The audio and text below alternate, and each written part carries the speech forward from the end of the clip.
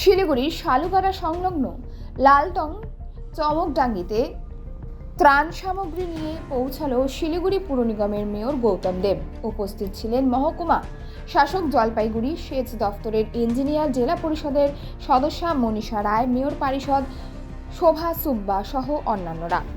সেচ দপ্তর থেকে আপ্রাণ চেষ্টা করা হচ্ছে এই তীব্র খরস্রোত তিস্তায় নদী বাঁধের কাজ চলছে, কিন্তু প্রবল স্রোতে বাঁধের কাজ অনেকটাই ব্যাহত হচ্ছে। এরই মধ্যে গতকাল রাতে দুটি হাতির তাণ্ডবে আরও বেহাল পরিস্থিতি। মানুষের পাশে আমরা দাঁড়াচ্ছি এবং মুখ্যমন্ত্রী মমতা বন্দ্যোপাধ্যায় তার নির্দেশ মতো আমরা কাজ করছি বলে সাংবাদিকদের মুখোমুখি হয়ে জানালেন শিলিগুড়ির মেয়র গৌতম দেব।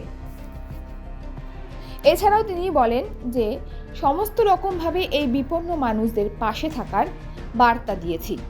এখানে আবারও আসব। এই গ্রাম এবং গ্রামের মানুষদের উপযুক্ত বাসস্থানের ব্যবস্থা করার জন্য আমরা প্রচেষ্টা চালাচ্ছি। লালটং চমকডাঙ্গিতে আমার সাথে জলপাইগুড়ি সদরের এসডিও সাহেব আছেন, জেলা পরিষদের সদস্যা মনীষা আছে, আমাদের এমআইসি পুর নিগমের শোভা সুব্বা আছেন। এখানে ইরিগেশনের অ্যাসিস্ট্যান্ট ইঞ্জিনিয়ার এর নেতৃত্বে কাজ হচ্ছে। চিফ ইঞ্জিনিয়ার দুদিন আগেই এখানে এসছেন।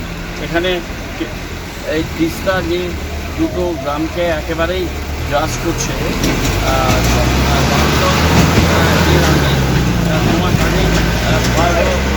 হয়েছিল।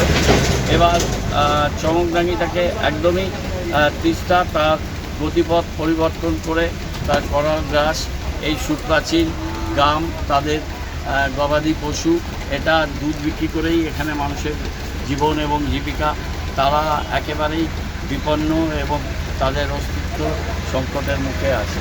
মাননীয় মুখ্যমন্ত্রী তিনি ঘটনাগুলো জানেন, তিনি ত্রাণ সামগ্রী পাঠিয়েছেন, অফিসাররা পাঠিয়েছেন, আমাদের ডিজাস্টার ম্যানেজমেন্টের টিম তারা দিনরাত্রি এখানে থাকছেন, কাজ করছেন। আমরা ত্রাণ সামগ্রী নিয়ে আসলাম।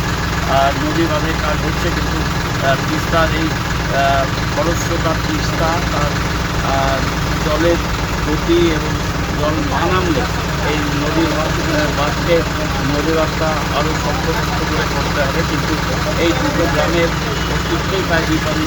তাদের উন্নত, তারা এখন বিভিন্ন এখানে জঙ্গলের কাছাকাছি তারা থাকার বন্দোবস্ত করা হচ্ছে, কিন্তু তাদের অন্যত্র সরানোর প্রক্রিয়া এটা চলবে। কালকে এই প্রাকৃতিক দুর্যোগের মধ্যেও দুর্ভোগের মধ্যে কালকে দুটো হাতি রাত্রিবেলা সচেতনত করেছে এলাকা।